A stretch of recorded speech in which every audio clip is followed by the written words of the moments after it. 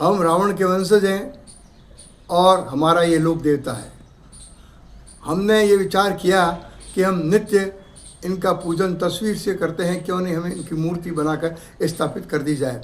तो हमारे दबे गोदा मुदगिल कुत्रों ने विचार करके इस मूर्ति को बनाया। इस मूर्ति को चुनीलाल कारीगर ओसिया वालों ने बनाया है तथा इस मूर्ति को स्थापित करने के बाद आज दिन तक नित्य इनकी पूजा होती है।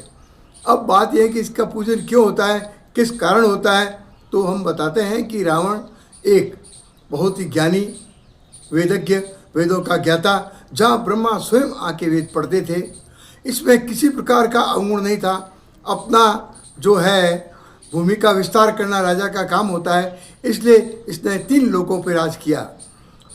ऐसी बात है कि इसके दर्शन मात्र से आदमी जो है उसकी बुद्धि तीव्र और प्रखर होती है। इन्होंने केवल वेद ही नहीं, आयुर्वेद का भी काफ़ी ज्ञान प्राप्त था, अति ज्ञान प्राप्त था। इसके अलावा संगीतज्ञ था और वो मंत्रों का जानकार था, मंत्रों का मर्मज्ञ था। केवल आजकल जो ढोंगी होते हैं उस प्रकार नहीं, उनके मुकाबले न भूतों न भविष्यति ऐसा जानकार था। इन्होंने पुष्प विमान स्वयं बनाया था। बचपन से ये जो है प्रकृति करने में तत्पर था। इसीलिए इनके नाना ने लंका का आधिपत्य इसी दिया कि तू इसको जीत कर तुम्हारा यहाँ राज्य स्थापित कर। आज दिन तक हम रावण की पूजा इसके वरिष्ठता के कारण, ज्ञान के कारण, संगीतज्ञ के कारण तथा वह रक्षा में जो इसके पास आता उसकी वह रक्षा करता था, क्योंकि वह राजा था।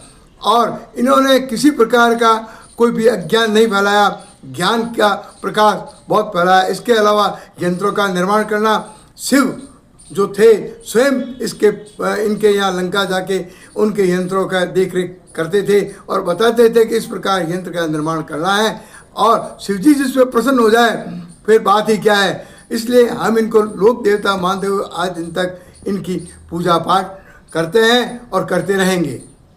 सर, आज रावण दहन भी है और आप रावण के वंशज हैं, तो क्या मतलब आज के दिन होता है? आज रावण का दिन है, हमारा बहुत ही शोक प्रकट करने का दिन है। हम सवेरे से इसके चिंतन करते हैं, शोक करते हैं तथा जब रावण दहन होता है तो हम उसे नहीं देखते हैं। और रावण दहन के बाद हम स्नान करके यज्ञोपवीत जो है वो बदलते हैं। उसके बाद रावण की पूजा करते हैं, रुद्राभिषेक से रावण महादेव का अभिषेक करते हैं, क्योंकि यहाँ शिव भक्त रावण बताया गया है। और इसलिए उनका पूजन करके प्रसाद चढ़ा के फिर बाद में हम भोजन शाम को करते हैं। और हमारे लिए रावण दहन जो है एक शोक संदेश का, एक तरह से शोक संदेश मानते हैं।